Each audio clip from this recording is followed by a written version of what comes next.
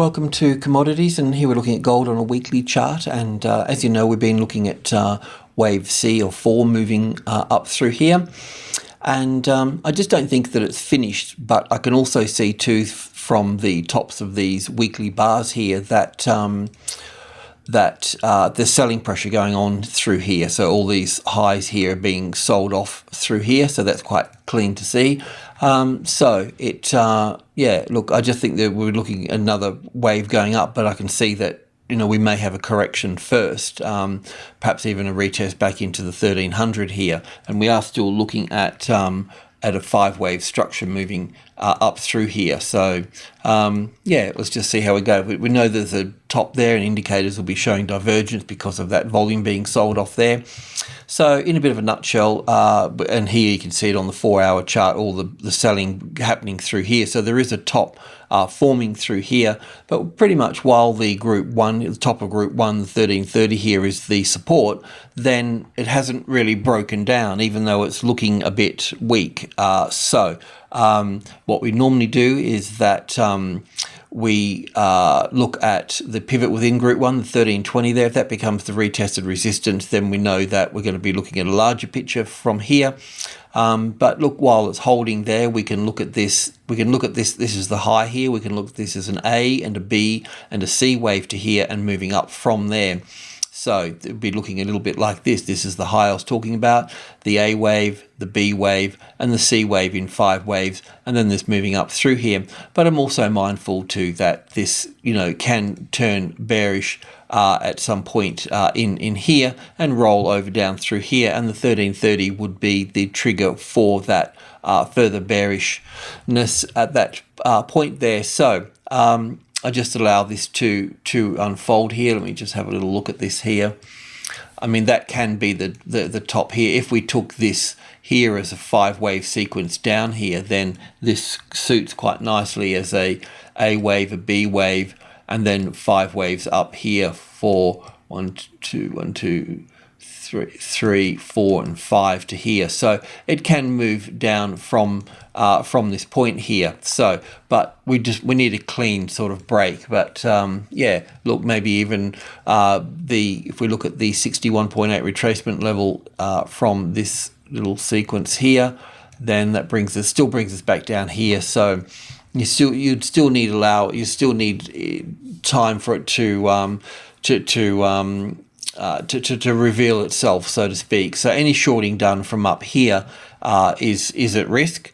So yeah, we need a clean break from that 1330 there, and or a retested resistance from here where it can't get back up in there. Then you know that it's weak. But taking this low out, these lows out here, confirm that there will be a larger picture to the downside from that point there. So that's something to keep an eye out for the next session or so, and also keeping an eye on the US dollar as well in that regard as well. So we know that the US dollar has been rallying back up to, if we have a look now, this is US dollar here. We were looking at this 5-wave sequence to the downside here, and then we were looking basically for an A wave, a B wave, which will be in 3 waves or may even be there, and then a C wave looking into this, retesting the 80 here and then folding over from that point. Yes, it can fold over from here as well. So just look for sort of weakness here, but weakness here will help that to the upside, the gold to the upside there. Not necessarily, but it's one of the elements that need to be put into the mix. The copper market is touched on major trading level 3 here now. So it's we can still expect it further downside here if we go in here now into the daily chart here, and we're still, like we're looking at yesterday as well, we were looking at a bit of a bounce off here and basically working its way. This is the 3rd wave from the green 3 here. So this is where the fast action is going to be here, the 1, 2, 3, 4, and 5, with the third being the quickest. So what you see here is not what you're going to get over here. So we'll see a series of 3s and 4s bouncing through here, but we are looking lower into the 280 here, and of course this is going to put pressure on dollar commodities countries such as Canada and the Australian market as well. So, but the other thing, as I mentioned yesterday too, we're seeing nickel quite strong and some of the other ones strong. So it's just really this isolated base metals product here, but also too that there is a relationship between base metals and precious metals as well. So seeing this being pulled down may sort of influence the precious metals as well. Okay, the oil market's on track as well. Just looking at the daily chart here. And, we were counting 5 waves up through here, which we have, and now we're looking for an A and a B and a C. We were looking at 5 waves down from this little high here, and we'll just go in and have a look at that. So, and just on the 4-hour chart here, we'd counted 5 waves down here, so we were looking for a retest back into the 103, and then the market working lower. So this little pattern here is the retest here, and this move down through here will be in 5 waves, like this one here is moving into 5 waves here. There'll be a bounce off the 100 again, maybe testing back up to the 102, but probably into this little group here if we just drill into that a little bit further. But before we do that, we can see that we're basically looking for down for 1, back for 2, 3, 4, and 5, down into the 98 area through here.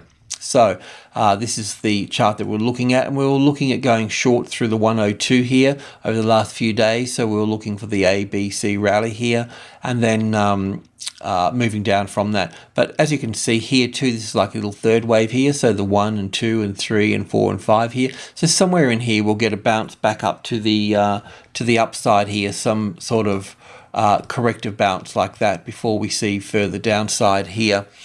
Just on the intraday here, a little bit further here, this is the A, the B, and the C here, and this is where we're supposed to be shorting from through here. And if you're short, keep the stop up here for the time being, because unless you want to take profit down here. But the thing is you can see that this is a nice third wave here so there's going to be bounces in here somewhere. There's going to be some type of bouncing going on here. So if you want to hold that to get further down, then you'll just need to leave your stop above here for the time being until 100 becomes the retested resistance, and then you can move it down onto that. The soybean market and the grains have been sold off a bit. They've all hit pretty large numbers. We were expecting this market to find support on the 1450 here and then move up to the 1465, 72 and the 80. But the wave count is it's collapsed on itself here to a certain point.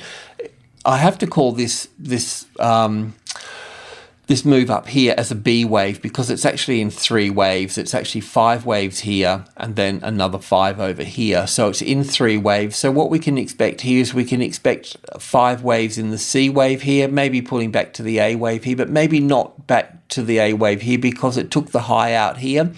So a bit of a running flat more than an expanded flat, but we'll see. But the thing here is that from B to C here will be in 5 waves, and you can see the strong move down here is actually the 3rd wave, so there'll be a 4th and a 5th. So the move down will slow down, and once it's complete we'll see a move to the upside there. So we're looking at this here as a larger wave 4 in terms of the A wave down, B wave back up, and the C wave down through to here. So you can see here that it has moved quite quickly through here, and it is slowing down through here, but we'll see more downside, but we'll see it in a slower way. We'll see the wave 4 and the wave 5 here.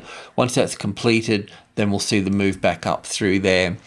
This is pretty much the wheat and corn are doing the same thing as well.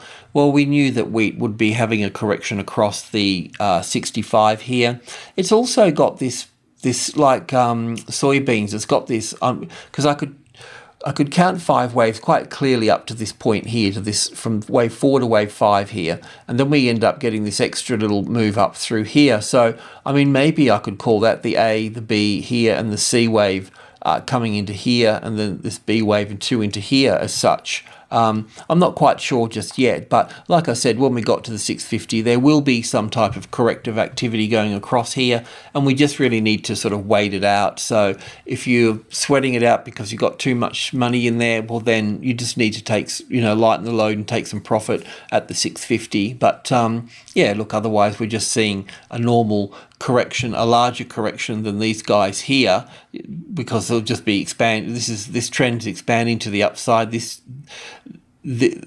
was the first trend. This one's bigger. This one may not be bigger, but it's bigger in terms of the price action within the bars and the volatility within it. And this correction here is what it is, and this one here is larger. So we can expect this one to be larger as well, because this is growing in a trend to the upside. So there's going to be a fair bit around here in terms of trying to get the count right as such. But we'll try and line them all up with corn, soybean, and wheat. Excuse me. And in this particular case here, the wave count in corn is quite clear in its 5-wave structure to the upside, the 1, 2, 3, 4, and then 5 waves up here to meet trading level 5 here.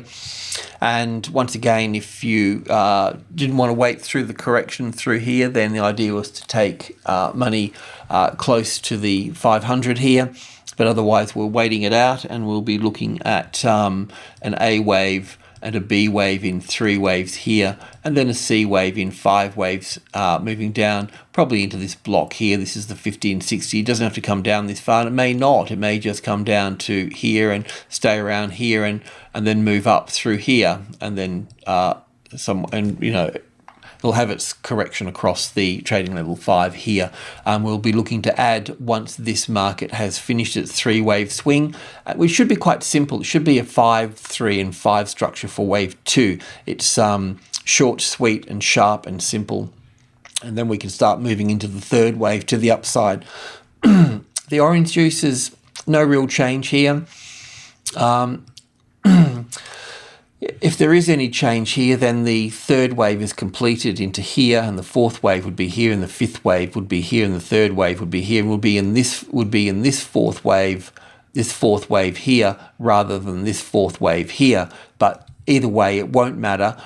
Basically, long as the market stays on track to moving up here further, staying above the 150. Look, it may spike down through here, but big deal. It's basically retesting the 150, the closest largest number, and once it has that as support, and it might get a bit sort of topsy-turvy in here because of what corn and wheat and soybeans are doing, or let's just say, they're totally different in one regard, but they're both crops outside. But there is psychological things happening as well. So selling in one can induce another. So anyway, we'll just allow this to do its dance across the 150, and we'll see further upside in due course. All right, thanks.